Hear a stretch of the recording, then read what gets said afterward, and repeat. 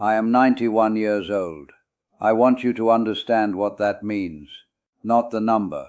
Numbers mean nothing after a certain point. I want you to understand what 91 looks like from the inside. It looks like a narrow bed in a room that smells like antiseptic and someone else's flowers. It looks like a window that faces a parking lot. It looks like a wall with one photograph on it, placed there by a nurse who thought it would cheer me up. It is a photograph of my grandson Marcus. I put it there myself, actually. That part is important. I am not telling you this story so you will feel sorry for me. I am past the point where pity does anything useful. I am telling you this because I am 91 years old and I have nothing left to protect. No image to maintain. No reputation to guard. The people I was trying to impress are mostly gone now. And the ones who remain, well, you will understand by the end. I am sitting in this chair, in this room, and I have been thinking about the same thing every morning for the past 2 years. How did I get here? Not how did I end up in a nursing home. I know how that happened. I know exactly how that happened. I mean, how did I get here? How did a man who spent 60 years building something end up in a room with one photograph on the wall, placed there by himself? That is the question I want to answer for you today. There is a thing people say when they get older. They say, I know my children love me, even when they don't call, even when the visits get shorter and the excuses get longer. They say, I know. I know they're busy. I know they mean well. I know deep down they appreciate everything I did. I said those things too. For years I said those things. And here is the difference between knowing something and feeling it. Knowing is what happens in your head, in the daylight, when you are being reasonable and generous and telling yourself a comfortable story. Feeling is what happens at 2 in the morning, when the hallway is quiet, and the night nurse has just walked past your door without stopping, and you realize with your whole body that no one is coming. Not tonight. Not because they are busy.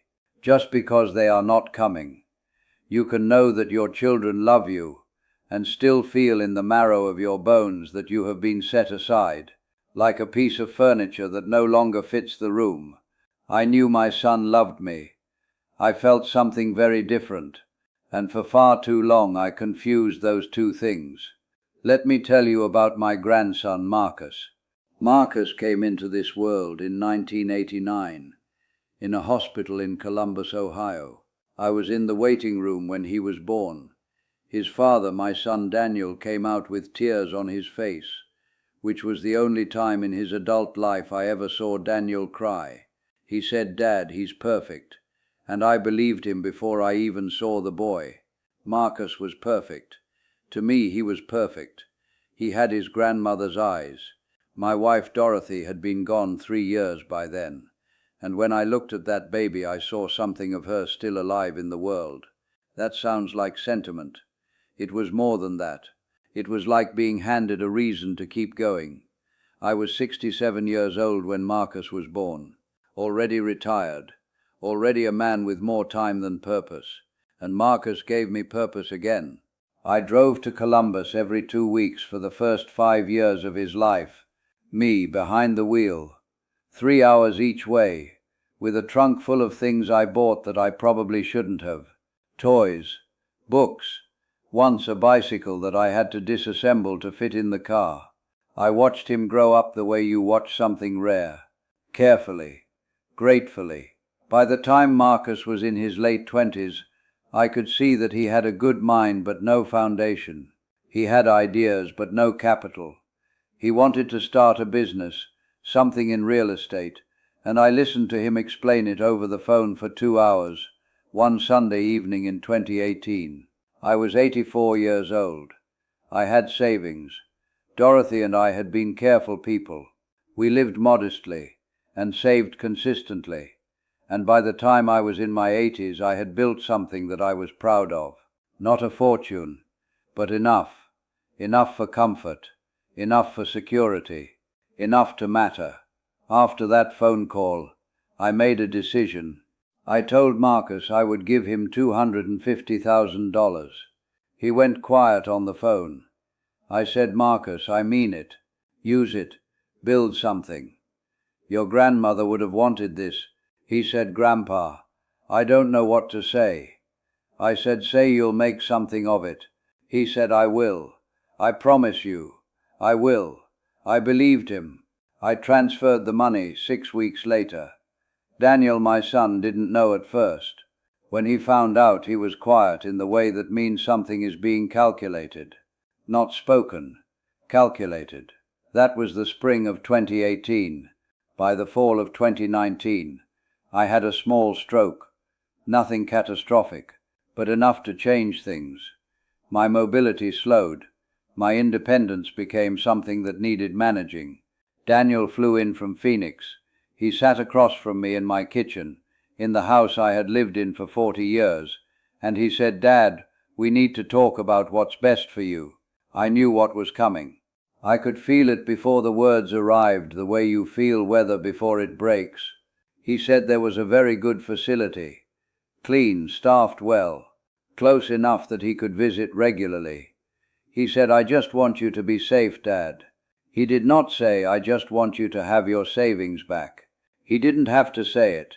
It was there in the room with us, sitting quietly between the words he chose. 2 months later, I was here. Marcus called once in the first year. Once. He said he was sorry, that things had gotten complicated with the business, that he would come see me soon. He has not come. I still have his photograph on the wall. I put it there myself. I want to tell you what happened after I left that house. Nothing. That is the answer. Life continued. The neighborhood didn't pause. My kitchen, where I had eaten 30 years of breakfasts, became someone else's kitchen by the following spring. The new owners painted the front door red. I know because Daniel mentioned it once, casually, the way you mention weather. He mentioned the door color of my house, the way you'd mention a fact about a place you once drove past, and my position in his life, in the life I had built and sacrificed for and shown up for. That position had quietly been reclassified, from father to obligation, from patriarch to liability. That is how the world moves on. It doesn't announce itself. It doesn't have a ceremony. It simply rearranges around your absence, and by the time you notice, the rearranging is already finished. I had been a good provider. People said that about me my whole life. He's a good provider. As if that were the whole of a man. As if feeding and housing and funding a family were the same as being present in it. I provided. And at the end I was placed, the $250,000. Let me tell you what that money actually was. It was not investment capital. I understand that now. It was 60 years of restraint. It was every vacation Dorothy and I didn't take. Every car we kept 2 years longer than we needed to. Every Friday night we cooked at home instead of going out, because we were careful people who believed that being careful meant something, that the carefulness would accumulate into security. And it did accumulate into a number. And I took that number, that 60 years of restraint and sacrifice and quiet discipline, and I handed it to a 29-year-old who called me once. The money is gone. I know it is gone. Marcus has never said it outright, but I can hear it in the pauses on the phone, in the way he changed the subject when I once gently asked how the business was going. The money is gone, and in its place I have a parking lot view, and a photograph I put on the wall myself, and the understanding arrived at too late. That money given out of love does not guarantee love in return. That is not how love works. That is not how anything works. I thought I was giving Marcus a future. I was giving him money. Those are not the same thing. And now the money belongs to whatever the money became, and I am here, and the photograph is on the wall, and outside the window someone is pulling into the parking lot, and it is not Marcus, and it is not Daniel, and it is a Tuesday. I spent 40 years at a firm that handled property insurance in the Midwest. I was good at my job. I was promoted 4 times. I was, for many years, the kind of man that other men at the company respected. My word meant something in a meeting. My opinion was solicited. There was a year, 1987, when the regional director called me personally to say that my division had outperformed every other in the country. I remember exactly where I was standing when I took that call. I do not remember where I was standing when my son said his first word. I was not there for that. I was at the office. Dorothy told me about it over dinner. She said he said Daddy first. She smiled when she said it. It was a gentle smile, the kind that holds something complicated inside it. I said, I'm sorry I missed it. She said, you'll catch the next one. She was not bitter. Dorothy was never bitter. But there are moments that are first moments, and they only happen once, and I missed that one, and I cannot miss it in reverse. I spent 40 years building a career that ended with a plaque and a dinner, where everyone gave speeches and then went home and forgot me by the following Monday. The plaque is probably in a box somewhere. The dinner was a Tuesday in 1995. My son Daniel, who I gave everything to, who I provided for, who I kept safe and fed and educated, placed me in a facility in 2019 because my savings had been reduced and I had become complicated. That is the arithmetic of career worship. You sacrifice the present for the future, and then you arrive in the future and discover that the people you sacrificed the present for have built their own present, and there is not much room in it for you. But I want to tell you something true, something that isn't regret. There was a morning, sometime in the late 1970s, when Daniel was about 7 years old, a Saturday. I had actually stayed home, which was not always guaranteed in those years. I was sitting at the kitchen table with the newspaper, and Daniel came downstairs in his pajamas and climbed into the chair beside me and said, Dad, can I read the comics? I slid them across to him without looking up, and then I looked up, and I watched him read. Just watched him, his lips moving slightly, his small finger tracing the panels, completely absorbed, completely himself. I sat there for a long time just watching. I didn't say anything. He didn't say anything. That was one of the best mornings of my life. I didn't know it then. I know it now. I also remember Dorothy, the way she hummed while she cooked, always slightly off-key and completely unbothered by that fact. The way she would reach over and straighten my collar before I left for work every single morning, for 40 years without once being asked. The way she said my name, not my full name, just the first syllable, like she was calling me back from somewhere. Those are the things I carry into this room with me. Not the plaque, not the 1987 phone call from the regional director, Dorothy humming off-key in the kitchen on a Sunday morning. That is what I carry. I want to tell you what I know, not what I read, not what I was told, what 91 years of actual living has given me. The first thing, do not give from fear. I gave Marcus $250,000. And if I am honest, truly honest, some part of that giving was about being remembered, about being the grandfather who gave the most, about securing my place in his story. That is not love. That is investment, dressed up as love. Real love gives without calculating the return. And if you are giving to people who will only receive and never return, no amount of money will change that. You cannot buy a place in someone's heart. I know that now. The second thing, your children are not your retirement plan for love. This is hard to say, but I need to say it. You can be a good father or mother for 30, 40, 50 years and still end up in a room that your child chose for you, not with you. Children become their own people. Sometimes those people have room for you. Sometimes they don't. If you have spent your whole life expecting love as a repayment for provision, you may arrive at the end of that life very confused and very alone. Love your children freely, without the ledger, But do not put all of yourself into one account and then be stunned when the bank changes its terms. The third thing, the quiet mornings are the life. The Saturday with the comics, Dorothy's collar straightening, the sound of someone you love in the next room. These are not the margins of a life. These are the life itself. Everything else, the titles, the savings, the promotions, the plaques, those are the margins. I had them backwards for 40 years. Don't have them backwards. The fourth thing, it is not too late until it actually is. I say this carefully, because for me certain things are too late. I cannot go back to Columbus and watch Marcus grow up differently. I cannot stand in that kitchen on the morning.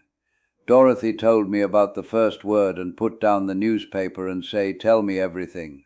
Those moments are sealed. But if you are younger than 91, which you almost certainly are, there are still mornings ahead of you, still chances to straighten someone's collar, still Saturdays with comics, still phone calls you could make tonight. Make them, not tomorrow. Tonight. I am going to sit here for a little while after this, just near the window, just watching the parking lot. It sounds like nothing, I know. But there is a tree at the edge of the lot, a small one. I don't know what kind. And every morning, for the past 2 springs, a bird has come to sit in that tree for exactly a few minutes before flying away. I don't know where it goes, but I am always glad it comes. There are small things that keep a person tethered to this world. A tree at the edge of a parking lot, a photograph on a wall, a memory of a woman humming off key. I am not angry at Daniel. I released that somewhere in my 2nd year here. Anger is very heavy and I don't have the strength for it anymore. I am not even angry at Marcus. I am just an old man who learned some things too slowly. And I am telling you so that you don't have to. If you have children, go home tonight and sit near them without your phone. Don't perform the sitting. Just be near them. Let the quiet be what it is. If you have money, spend it on mornings, not monuments. If you have time, which you do, you have more of it than I do now. Use it on the people who are actually there, not the ones you are trying to impress, not the ones whose approval you have been chasing since you were 20 years old.